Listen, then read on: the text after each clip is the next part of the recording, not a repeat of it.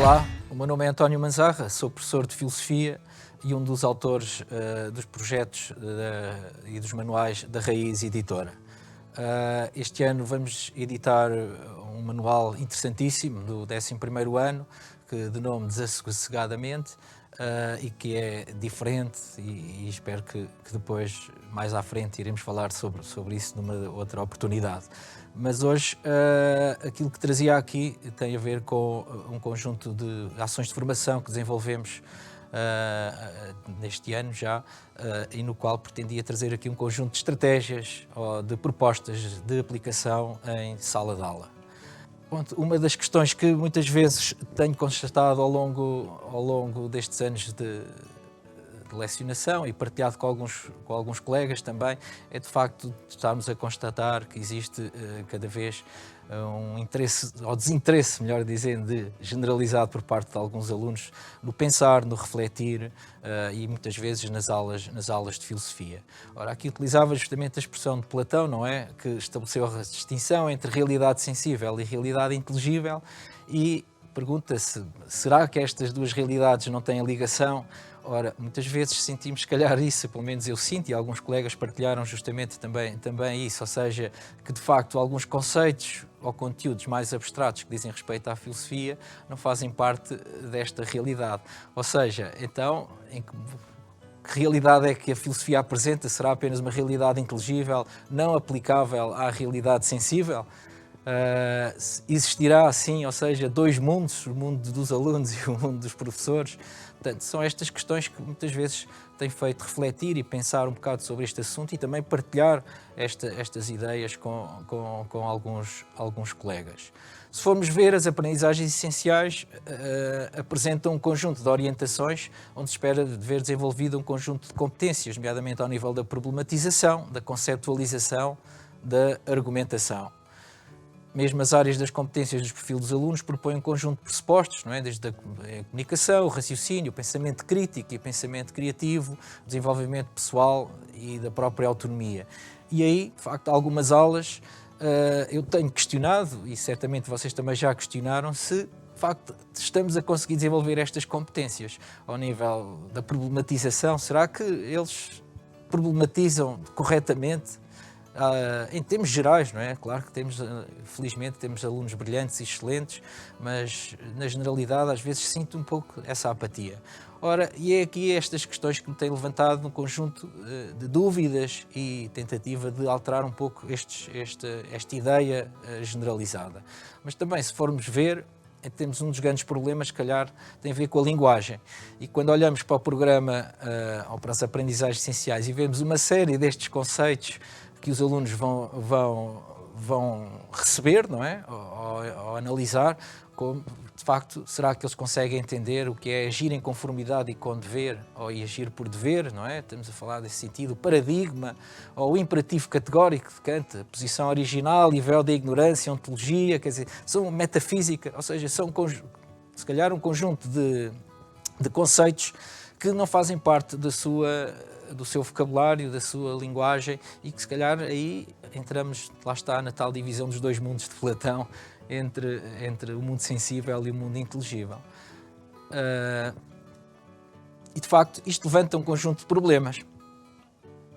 Que problemas é que nós eventualmente então, ou que surge em detrimento disto e que de facto tenho diagnosticado?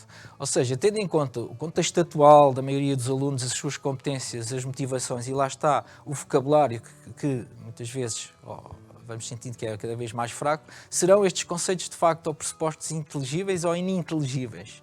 Não é? Quando eles perguntam o que é que isto quer dizer, o que é que eu não estou a entender, ou qual o significado a esta palavra, às vezes estamos mais a discutir termos, conceitos, do que propriamente assuntos filosóficos. Isso vai afetar necessariamente a sua motivação. Portanto, e outra pergunta, conseguirão verdadeiramente na generalidade problematizar, conceptualizar ou argumentar com base linha de um pensamento autónomo, conforme é um dos pressupostos das aprendizagens essenciais? Ou seja, serem capazes de construir, de problematizar, conceptualizar e argumentar segundo uma linha de pensamento autónomo? Surgem às vezes algumas questões em relação a isso. Outro problema também, conseguirão distanciar-se desta cultura copy-paste cada vez mais presente nos seus hábitos? Ora, então isto vai entrar claramente em contradição com a linha do pensamento autónomo. E quantas vezes não vemos, de facto, eles dizerem isto está no manual ou produção de alguns conteúdos que estão apenas na internet, nos slideshares ou nos manuais ou outros vídeos e de facto está claramente e na sua íntegra depois produzido nas suas respostas. Ora, esta levanta uma questão fundamental, né? Será a filosofia a desenvolver os seus propósitos, ou seja, será que estamos a fazer um trabalho verdadeiramente ou uma atividade filosófica? Será que estamos a desenvolver bem a filosofia nesse sentido quando há um copy-paste, há um não entendimento, há uma demissão da realidade com a filosofia, ou seja, não há ligação entre a realidade e os conceitos filosóficos, ou seja, citando Descartes, não é? Quando dizia penso logo existo, se calhar muitas vezes os alunos o que fazem é eu penso logo desisto, ou seja, será que aqui a filosofia está a fazer um bom trabalho? E é aí que muitas vezes eu sinto que não, em relação à experiência pessoal, então o que é que podemos mudar? Ora, então, pergunta, não poderá então a filosofia partir então de experiências concretas do cotidiano mais próxima das suas vivências e com significados para os alunos e com uma linguagem mais acessível? Ou seja, fará parte da filosofia do cotidiano? Eu acho que sim. A filosofia tem que estar presente em todo o lado, não é? Como dizíamos, não é? E de facto, esse trabalho, porque não partir de um conjunto de experiências concretas que dizem respeito às vivências dos próprios alunos? Alguns dirão isto se calhar é descer de nível e colocar a filosofia ao nível do domínio do senso comum. Por um lado poderão ter razão, mas mal será se ficarmos por aí. Agora, pode ser um ponto de partida. Portanto, em que medida é que o senso comum pode ser o ponto de partida para o conhecimento filosófico? Se produzir resultados, e algumas destas estratégias que eu utilizei, ou que tenho utilizado, têm tido algum resultado, então por que não? Outra questão, em que medida será possível, partindo de uma análise reflexiva problematizante com base nos conhecimentos pré-adquiridos, ou seja, os preconceitos ou ideias que eles têm, às vezes fixas e que não querem sair do outro lado, para depois desmontar e encaminhar para conceitos mais complexos. Lá está, aí já não vamos ficar no domínio do senso comum, mas vamos a partir daí utilizar e aplicando alguns conceitos filosóficos mais abstratos, desmontando as ideias que eles têm, para depois fazer essa análise que está nos programas ou aquilo que nós pretendemos desenvolver. Será isso descredibilizar a filosofia? Penso que não. De facto, nós temos no manual deste ano uma rúbrica que diz justamente filosofia em toda a parte, e a ideia é de facto perceber isso, que de facto qualquer movimento que nós façamos, ações ou todo o dia, a filosofia está cruza-se connosco e temos que problematizar, conceptualizar e refletir. Esta ideia tem a ver com o quadro, portanto, nomeadamente com a questão da filosofia do conhecimento, onde está aqui o quadro de Malevich, onde o quadro branco sobre o fundo branco, e o que é isto do conceito de branco, ou seja, a realidade será como nós a vemos, será como nós queremos ver, ou em que medida não será fruto de uma imaginação nossa? Portanto, questões que aqui colocamos. Ora, vamos então a coisas concretas, atividades concretas, ou seja, que tipo de atividades é que podemos então aplicar? Ora, no 10º ano, portanto, nomeadamente, por exemplo, no tema sobre a ação humana, um tema que a mim é particularmente interessante, porque de facto podia ser até muito bem explorado ou dar-lhe algum tempo. Portanto, aquilo que se pede essencialmente é que se discuta, portanto, peço desculpa, aqui a questão da discussão entre o livre-arbítrio, ou seja, a posição determinista e a posição libertista. Portanto, será que as nossas ações são livres ou são determinadas? Ora, portanto, o determinismo, partindo do princípio do determinismo radical, diz que de facto que as ações não são livres, mas determinada por causas anteriores. Portanto, segundo o determinismo, mantendo-se as causas e circunstâncias, ou seja, a resposta do ser humano será sempre a mesma. E aí, essa discussão da inevitabilidade, serão as ações inevitáveis, mantendo-se as causas, ponto, não interessa aqui a questão. Debatermos justamente isso. Ora, o determinismo defende então que a escolha é uma ilusão e, portanto, não havendo escolha, o livre-arbítrio e o determinismo são incompatíveis. Já no libertismo, que defende uma posição oposta, portanto, faz a distinção entre ações determinadas e ações condicionadas, ou seja, uma coisa é estar condicionado, outra coisa é estar determinado, e eles consideram que podemos estar condicionados, mas há sempre o princípio da autodeterminação, ou seja, sou eu que dou o passo em frente, ou seja, sou eu que decido escolher, e ao escolher tenho sempre a consciência das possibilidades alternativas, ou seja, que podia agir desta forma, mas também poderia ter agido de outra.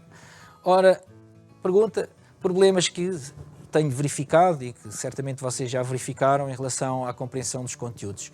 Alguma descrença no determinismo, né, por considerar que podemos sempre optar. Os alunos dizem, mas eu posso sempre tomar uma opção. Portanto, mas ao tomar essa opção será livre ou não? E aí é que entramos na questão verdadeiramente do livre-arbítrio. Opções tomamos sempre, mas em que medida é que aquela existiria ou não? Depois a confusão em admitir essa mecanicidade do agir humano, quando se liga então à natureza e que então seríamos o elemento igual à natureza, será que somos livres? A ideia também de confundir um bocado com a posição fatalista, que tudo está tudo escrito, e muitas vezes fazer essa associação, ou seja, que o determinismo ou o fatalismo seria o mesmo conceito, ou o mesmo pressuposto, algo que não é verdade. Pergunta, compreendam verdadeiramente este problema da posição determinista e libertista? E muitas vezes tenho verificado que não. Então, como é que vamos trabalhar isso com base num conjunto de experiências ou vivências dos próprios alunos? Primeiro iria citar um texto fantástico de Schopenhauer, onde pode representar bem esta ideia. Imaginemos um homem que ao encontrar-se na rua dissesse a si próprio, são 6 horas da tarde, o dia de trabalho terminou, posso dar um passeio ou ir ao clube, posso subir à torre para observar o pôr do sol, posso ir ao teatro ou visitar este ou aquele amigo. Na realidade, posso abandonar tudo, percorrer o mundo e nunca mais voltar. Tudo isto apenas a mim diz respeito. Nesse aspecto, a minha liberdade é total. Contudo, não farei qualquer coisa dessas. Tão livre como antes, voltarei para casa e para a minha mulher. Ora, esta é que é a questão, de facto, onde o livre-arbítrio é justamente colocado. Será que a decisão do sujeito foi livre ou foi determinada?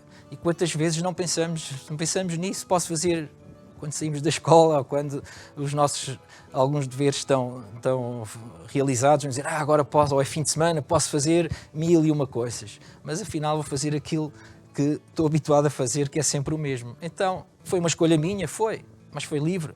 E é estas questões, de facto, que aí que teremos aqui no cerne do problema em relação ao livre-arbítrio.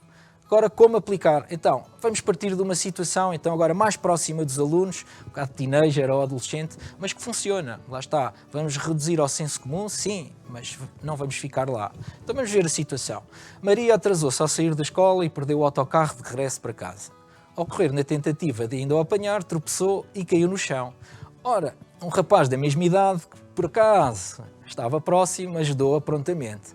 Face ao sucedido, e por serem as únicas a estarem na paragem, desenvolveram naquele momento alguma conversa. Alguns dias depois, lá está, pronto, os acasos, a Maria foi a uma festa e por acaso encontrou novamente esse rapaz. No entanto, não aconteceu nada, portanto apenas se cumprimentaram. No dia seguinte, voltaram a encontrar-se, mais uma vez por acaso, estes acasos, não é? Mas desta vez foi no bar da escola e ao conversarem um pouco mais constataram que tinham uma série de coisas em comum. Proximidade foi se tornando mais íntima e passado algum tempo, que surpresa, começaram a namorar. Ora, uma situação normal que se calhar já aconteceu com vários alunos e eles envolvem-se nesta questão que eu iria colocar. O acontecimento então de começarem a namorar dependeu de uma ação livre ou foi o resultado de acasos e portanto não determinada? Não livre, peço desculpa. Então, quais os critérios que nos permitem afirmar que foi livre ou que não foi livre? E isto tem gerado, de facto, uma situação simples, permite a discussão e a abordagem dos tais conteúdos que fazem parte do programa. Quais? Então, possíveis respostas. Quem defender a ação livre irá dizer a decisão decorreu de uma escolha dos sujeitos. Logo, foram os sujeitos que decidir namorar. Então, o princípio da autodeterminação. Partimos de uma situação concreta, simples, para um conceito abstrato e filosófico. Também, dizem, poderia ter optado por seguir outra via. Lá está, podiam começar a namorar, mas também podiam não começar a namorar. Ora, o princípio das possibilidades alternativas. Depois também dizem, nada garante que o desfecho fosse esse, poderia ser outro. Lá está, critica a inevitabilidade. Ou também a tal distinção entre o condicionamento, as ações condicionadas e ações determinadas. De facto, houve uma condicionante, ou seja, se ela não tivesse perdido o autocarro, não tivesse caído, o rapaz não teria aparecido e não teriam se conhecido. De facto, mas isso determinou ou proporcionou, condicionou? Portanto, e aí os tais conceitos podiam ser abordados. A ação não livre, quem defender a ação livre. O desfecho só ocorreu devido às causas anteriores, ou seja, ao determinismo. Se ela não tivesse perdido o autocarro caído, se não tivesse ido à festa, se não tivesse ido ao bar e não tivesse encontrado o rapaz, portanto, nada disto teria acontecido. Outro aspecto, portanto, mantendo-se as causas, o resultado seria o mesmo, ou seja, se voltasse a acontecer o mesmo, iria voltar a ter o mesmo desfecho, logo, apesar de pensar que iria escolher, mas na verdade estava a escolher aquilo que foi causado por as situações anteriores. Nesse sentido, a escolha é uma ilusão. Também esta distinção entre o fatalismo e o determinismo pode ser aqui abordada, ou seja, não estava escrito que no ano tal, no dia tal, iria acontecer isto, mas fruto de um acontecimento no momento qual ela tropeçar e atrasar-se, traçar-se a tropeçar e perder o autocarro, foi determinar um conjunto de situações anteriores. Portanto, partindo aqui de uma situação simples, podemos, ou seja, abordar os tais conteúdos inicialmente propostos. Mas não é só, em relação à ação existem várias situações que podemos utilizar. Trago aqui mais duas simples. Por exemplo, a questão de um guarda-redes, por exemplo, para turmas às vezes de rapazes e gostam de discutir futebol, funciona muito bem. Um guarda-redes que sabe que o jogador que irá marcar o penalti costuma chutar sempre para a direita. Ora, uma vez que a função do guarda-redes é justamente evitar que a bola entre, não é? Portanto, e se sabe que o jogador vai atirar para a direita, ele irá atirar-se necessariamente para a direita. Necessariamente ou não, à partida. Agora pergunta, a decisão de se atirar para a direita foi livre ou determinada? Portanto, eu posso escolher ir para a direita ou ir para a esquerda, mas se sei que o o avançado ou o marcador do penalti vai chutar para a direita, eu vou-me atirar para a direita. Então atirar-me para a direita foi uma ação livre ou foi causada por situações anteriores. Portanto, podíamos discutir, promover a discussão e consegue-se de facto com alunos que às vezes aqui envolvem-se com este tema, porque lhes diz respeito. Outra, um indivíduo que se evade da prisão procura fugir à polícia para evitar ser apanhado. Ora, se todas as escolhas de percurso que faz são realizadas no sentido de evitar a polícia, que entretanto isolou toda a área e perímetro, a pergunta que se coloca, ou seja, se as decisões do fugitivo forem em função da polícia, poderá dizer-se que são livres, ou seja, se ele sabe que a polícia está no lado esquerdo, então vou para o lado direito, se sei que a polícia está no determinado local, então vão para outro, a escolha deles não é em função da sua autodeterminação, mas é em função da polícia, onde está a polícia. Será livre? Questões, portanto, podemos, partindo de situações práticas, tentar analisar alguns conteúdos. Vamos andando um bocadinho para a frente, vamos para a ética, nomeadamente em relação à discussão entre as teorias morais de Kant e de Mill. Ora, de uma forma sucinta, não é? Portanto, Kant defende uma ética deontológica e o princípio do dever, ou seja, o formalismo, enquanto Stuart Mill uma ética utilitarista e consequência, ou seja, baseada no princípio da felicidade e do bem geral. Ora, quais são os problemas que às vezes aqui sentimos? Portanto, nomeadamente nos alunos, a descrença na demasiada rigidez da filosofia moral proposta por Kant, não é? Desprovida de sentido ou de valor prático, em que medida é que uma pessoa vai agir por si mesma, não tendo atenção o meio ou as consequências, não é? O dever em si mesmo. Portanto, tem dificuldade muitas vezes em entender e ver a sua aplicação prática. Também perceber que a consciência e os resultados são mais importantes do que os princípios. Ora, se alguém mentir para salvar outra pessoa ou um conjunto de pessoas, apesar de não devermos mentir, mas estamos a agir bem, salvamos aquelas pessoas, e isto, o princípio, posto em relação ou em causa com a prática. E depois, também esta questão, nomeadamente indo para Kant, dificuldade em entender o dever como uma escolha livre por parte do sujeito, ou seja, em que medida é que eu agir por dever, posso ser livre, não é? Se eu estou a agir por dever é porque sou obrigado. Muitas vezes, questões, argumentos que eles utilizam. Ou seja, será que eles irão perceber verdadeiramente a aplicação destes critérios morais? Então, vamos partir então mais uma situação prática. Imagine que circulava na rua quando um estranho o aborda. Nesse mesmo instante, ele agride-o com socos e pontapés e roubando-lhe a sua carteira. No entanto, ao fugir apressadamente, o assaltante é atropelado, ao atravessar a estrada, não é? Portanto, é atropelado por um carro que ia a passar e fica gravemente em estado, aparentemente em estado grave. Como tem alguns conhecimentos de primeiros socorros, você considera que deveria ajudar, mesmo sabendo que havia sido ele, momentos antes, o tinha agredido e roubado? Ora, quais são aqui? O que é que devo fazer? Alguém que me acabou de assaltar e me agrediu e que no instante seguinte é atropelado. E eu posso ajudá-lo? Devo ajudá-lo? não devo ajudá-lo ou não. Isto gera, de facto, uma discussão dos alunos e tem gerado, quando aplica esta situação, desde que alguns que dizem não, eu vou pegar na minha carteira e continuo a minha viagem, ou outros, não, devemos sempre ajudar as outras pessoas até que temos. Ou seja, pergunta que se coloca, qual o fundamento ético para agir de forma que referiu? O que é que diria Kant? Ou o que é que diria Mill? Podemos abordar estes conceitos já depois de abordar a teoria de Kant e de Mill, ou com uma fase inicial. Que conceitos ou que conteúdos então poderiam ser abordados nesta situação? A ação por dever ou conforme ao dever, Kant, o sujeito agiu em função ou não do dever, ou seja, o dever, o princípio de ajudar, então decidia ajudar ou não, portanto, em função das circunstâncias. Ou seja, o que está em causa é o princípio ou a pessoa, ou seja, o formalismo deontológico, não, é o princípio do ajudar ou aquela pessoa em si que é um ladrão ou que me acabou de assaltar. Portanto, a análise diferenciada entre os dois conceitos. A questão do imperativo categórico, age de tal forma que a tua ação, portanto, também podemos aqui ser abordada. A questão da ação ser autónoma, livre ou heterónima, ou seja, será que a pessoa, ao ajudar ou não a ajudar, agiu incondicionalmente ou em função de condições? Portanto, ou seja, se eu não agi porque ele tinha roubado, então é uma ação livre, na medida ou não estarei condicionado pelo acontecimento anterior. Ou vou ajudar porque estão aqui uma série de pessoas e podem me conhecer e pensar que eu não ajudei para ficar bem visto. Será uma ação livre, autónoma ou não? Ou não ajudar, não querer saber. Questões que eventualmente poderiam ser aqui abordadas. Também o princípio de utilidade de Mill, será que a ação iria promover a felicidade geral? Ou seja, se ajudasse aquela pessoa, a sociedade iria ficar mais feliz? Ou não ajudando também iria ficar mais feliz? Não implica que haja necessariamente aqui uma resposta correta. Distinção entre prazeres inferiores e prazeres superiores, não é? A fúria ou a raiva que tenho naquele momento por aquilo que aquela pessoa me fez, ou de facto a noção da consciência de algo que devo ajudar ou não devo ajudar. Princípio da ação, portanto, se a ação deve ter em conta os antecedentes ou agir do princípio em si. Portanto, vários conteúdos que poderiam ser aqui abordados, não necessariamente todos, mas permite que seja mais um conteúdo onde, partindo de situações concretas, poderão ser aplicados.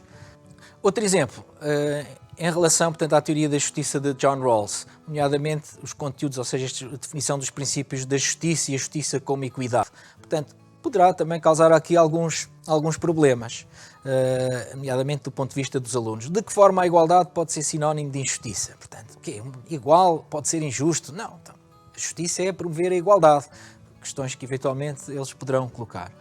Em que medida, ao privilegiar alguém, também estamos a ser justos. Então, ou seja, em que medida é que ser diferente, há aqui uma aplicação da justiça, tem dificuldade em entender, e depois a justiça como equidade. Lá está um termo que é isto de equidade.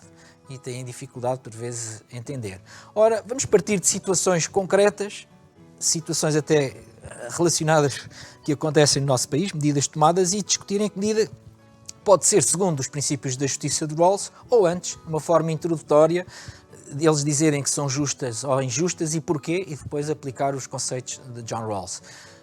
Atribuir a alunos mais carenciados apoios financeiros e ou materiais de forma a poderem concluir a escolaridade obrigatória. Ou seja, vamos ajudar alunos mais carenciados, há uma diferença, alguém que está a ser apoiado e outros não, é justo ou injusto? Questão que iriam colocar. Temos o programa nas escolas, não é? Os apoios sociais, onde isso acontece, não é? 2. Ou B. Criar uma taxa única intermédia entre os rendimentos altos e rendimentos baixos para todos os cidadãos no acesso à saúde. Bem, nos lembramos da taxa moderadora que existiu, não é? No acesso às urgências. Será justo ou não será justo pagar 20 euros quem recebe X e quem recebe muito menos, todos pagarem o mesmo? Estamos a falar de uma igualdade que poderá ser justa ou injusta. Encerrar indiscriminadamente todas as escolas primárias, mesmo as do interior ou de pequenas localidades, que não tenham no mínimo 20 alunos no total. Estamos a aplicar uma medida igual e que foi aplicada há uns anos atrás, bem nos lembremos. E, de facto, uma coisa é onde existe uma escola próxima a 10 km ou 5 km, outra onde existe a 1 hora de distância. Será que aqui a aplicação de um princípio igualitário é justo? O que é que diria John Rawls? O que é que acham os alunos? D. Investir mais numa zona desfavorecida a fim de criar condições para os seus cidadãos poderem usufruir de bens e de serviços básicos. Estamos a investir mais numa zona em detrimento de outras, ou seja, a distribuição dos dinheiros públicos, por exemplo, não está a ser igual, está a ser diferenciado. Mas aqui é diferente, porque estamos a apoiar para criar condições para bens e serviços básicos. Um centro de saúde, um hospital, uma escola, se calhar a escola não, porque em C não tem estado a ser encerradas, mas situações básicas. Será que é justo ou injusto? Apoio diferenciado. É definir impostos mais elevados para pessoas com maior rendimento, de acordo com escalões, a fim de apoiar pessoas com maior carência económica. O regime que nós temos de IVA, não é? Que é justamente isso, segundo escalões, ou seja, que existe, portanto, quanto maior for o rendimento, maior será a percentagem. Será justo, ou seja, pessoas com maiores rendimentos descontam mais do que pessoas com menos rendimentos. Será justo, de acordo com Rawls? Portanto, são apenas 5 situações onde promove discussão, debate e, eventualmente, a compreensão dos conteúdos segundo os princípios da justiça de John Rawls. De que forma? Então, princípio da justiça, liberdade, igualdade, oportunidades e diferença, portanto, os tais 3 princípios, ou 2, não é? Porque, na medida 2 deles estão relacionados apenas com um só. Portanto, em que medida é que a sociedade é justa ao aplicar a igualdade ou a diferença? A consciência de que a igualdade, lá está, poderá, por vezes, ser um critério injusto, se calhar poderão aqui abordar. A justiça como equidade, ou seja, que não é a igualdade, mas em função dos interesses e das necessidades das situações, e depois as críticas a John Rawls, nomeadamente a posição comunitarista de Sandel, ou a posição libertarista de Nozick. Vemos esta questão atual, não é? Justamente um partido em Portugal que defende esta posição libertarista, no qual pretendia a questão dos impostos, não é? Ser igualitários, ou mesmo até deixarem de existir, portanto, de uma forma como existe, não é? 11º ano, também algumas situações onde podemos apresentar, portanto, aqui a que trago tem a ver com os argumentos céticos ou as razões para duvidar, nomeadamente de Descartes, quando se aborda o problema da filosofia do conhecimento, ou seja, quais são as questões, os argumentos céticos, problemas que muitas vezes eles poderão aqui sentir os alunos. Qual é o significado deste conceito de gênio maligno e de cérebro numa cuba? Ou seja, o gênio maligno, em que medida é que ele pode estar presente, em que medida é que ele existe, em que medida é que isso se aplica na prática, sermos um cérebro numa cuba, tem às vezes dificuldade em perceber. Isto não será mais do que uma imaginação ou ficção científica do que a realidade? Em que medida é que podemos ser um cérebro numa cuba ou que existe um gênio maligno que se diverte a nos enganar? Portanto, isto de facto, serão conceitos muito ficcionados e exagerados que de facto não têm sentido prático. Será? Vamos ver então uma situação. Imagine que uma pessoa decide criar um perfil falso nas redes sociais de forma a conceber uma identidade completamente diferente daquilo que é. Atribui um outro nome, uma fotografia diferente da sua e estabelece amizade com outras pessoas. A partir daí desenvolve comunicação, interage com esses novos amigos, vai criar emoções, paixões, ideias, vão partilhar ideias, ou seja, aquelas pessoas, será que podemos considerar que os amigos daquela rede de contactos conhecem essa pessoa? Quem é a pessoa X? A da realidade ou a das redes sociais? Ou serão 2 pessoas? E a personagem criada nas redes sociais existe verdadeiramente? De facto, os outros conhecem e trocam comunicação, ideias, partilham opiniões, conselhos, emoções, que vão estabelecer uma amizade a afetos. Ou seja, poderemos aqui aplicar o conceito de gênio maligno, ou seja, o tal... ou seja, lá está, se vamos ver, portanto, a defesa do argumento de gênio maligno, a ilusão criada pelo sujeito que criou um perfil falso. Vivemos numa realidade que pensamos ser realidade, mas que na verdade é ficcionada. A manipulação, ou seja, que o poder exerce sobre os outros, alguém que se diverte a enganar-nos, nós pensamos que ela existe, mas que na verdade foi criado por um outro indivíduo. Ou a crença por parte dos outros, lá está, numa evidência falsa. Eu conheço aquela pessoa, falei com ela, tenho contactado regularmente com ela, até tenho uma imagem. E, de facto, até siga as opiniões que ela diz. Os influencers também podemos dizer, em que medida é que podemos considerar aqui um gênio maligno, não querendo fazer qualquer crítica aos influencers, mas quando seguimos os influencers não existe alguém com poder para decidir ou atuar sobre as nossas opiniões. Portanto, questões de facto poderiam eventualmente ser abordadas. Para terminar, em relação também, nomeadamente, ao conhecimento científico, nomeadamente à teoria Thomas Kuhn sobre a revolução e a ciência paradigmática, que às vezes são conceitos que eles às vezes têm dificuldade em entender. Ou seja, que problemas é que muitas vezes traz esta ideia de Thomas Kuhn, nomeadamente em relação à ciência? Ou seja, primeiro, o verdadeiro significado de paradigma e a sua dimensão prática. O que é isto de um paradigma? É teorias, é procedimentos, portanto às vezes tem alguma dificuldade em entender. Depois, a influência do paradigma no período de ciência normal, o que é isto? A ciência normal, ciência revolucionária, ciência extraordinária, por vezes tem alguma dificuldade em entender, em sentido prático, como é que isto decorre no domínio da investigação científica. E depois a evolução da ciência, como é que a ciência evolui por rupturas. Então, portanto, vamos sempre, cada evento que é algo que é criado ou descoberto pelos cientistas é sempre uma ruptura em relação ao seu anterior, alguma dificuldade. Trago aqui uma situação que já é antiga, que já esteve até curiosamente no manual anterior e que de facto resulta muito bem para os alunos entenderem este conteúdo. Vamos ver uma situação de alguém que quer confeccionar um bolo, ou seja, problema, qual é o problema? Tenho que fazer um bolo. Vamos ter umas visitas e temos agora que fazer um bolo para causar algum sucesso, então vamos embora. Qual o modelo que vamos seguir? Lá está uma receita. O que é que nos diz a receita? Portanto, a receita apresenta-nos os ingredientes, o açúcar, farinha, manteiga e ovos, neste caso, não interessa qual é o bolo, e as operações. Portanto, juntar todos os ingredientes, bater até levantar as bolhas, despejar em forma untada de manteiga, cozer no forno durante algum tempo. Ora, temos aqui um modelo, portanto, o paradigma, ou seja, conjunto de crença, através desta receita, eu acredito que o bolo vai correr bem e vai fazer furor, e é a partir das operações que eu vou seguindo à risca, ou seja, que vou fazendo a investigação científica. Ora, é justamente isso que diz. Uma receita contém duas séries de fatores. Se no final a operação do bolo sair bem e for saboroso, a receita permanece. Se sair mal, há várias hipóteses possíveis. Erro nos ingredientes, ou seja, se calhar pus açúcar a mais ou farinha a mais, não interessa, ou erro então nas operações, tempo demais ou não bati suficientemente, portanto houve aqui algum problema. Daí a necessidade então de repetição para eliminar a possibilidade de um acidente. Ou seja, se depois de várias repetições o bolo sair sempre mal, é porque há algo de errado com a teoria, nomeadamente o quê? Com a receita. Então o que é que vai acontecer? O bolo já não está a ter sucesso, já me está a trazer mais problemas, vou abandoná-la e vou substituir por outra receita. Ora, é justamente isso que acontece com as teorias científicas. Enquanto elas derem respostas às soluções que são apresentadas e os problemas, elas continuam. Quando, de facto, já não conseguem resolver os problemas, são abandonadas e são substituídas por outras. De facto, está aqui, em certa medida, partindo da confecção de um bolo, apresentar os problemas ou a teoria de Thomas Kuhn sobre a ciência. De que forma, então?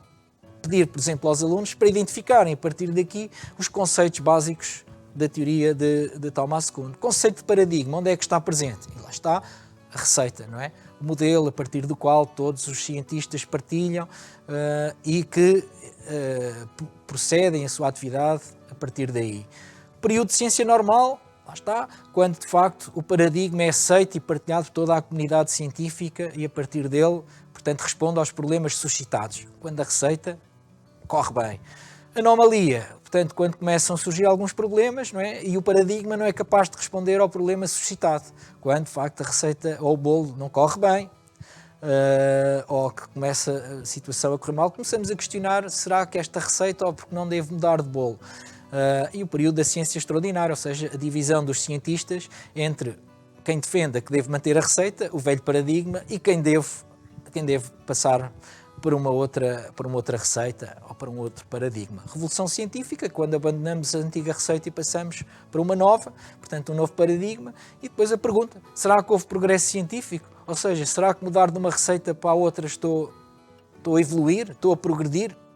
Podemos comparar e aí vem o problema da incomensurabilidade. Ou seja, será melhor a nova receita que a anterior? Será o bolo de chocolate melhor do que o pão de ló, por exemplo? Podemos discutir, podemos medir isso objetivamente, claro que é o que Thomas Kuhn pergunta. Portanto, e aí a ciência, em que medida podemos dizer que a ciência de hoje, as teorias de hoje, são melhores que as anteriores? E isso são questões, de facto, que Thomas Kuhn levanta e que, partindo de uma receita, podem ser abordados. Situações, mais uma vez, concretas, do dia-a-dia, básicas, entre aspas, simples, mas que poderão servir de forte conteúdo para ser desenvolvido alguns elementos que fazem parte do programa da filosofia. E muitas destas têm resultado, não é em todas as turmas, sabemos que todos nós temos contextos diferentes, isso agora caberá a vocês aplicar, mas muitas delas têm tido resultados. E posto isto, olha, utilizem, experimentem e contactem-nos para saber também o efeito que elas tiveram com os vossos alunos. E obrigado.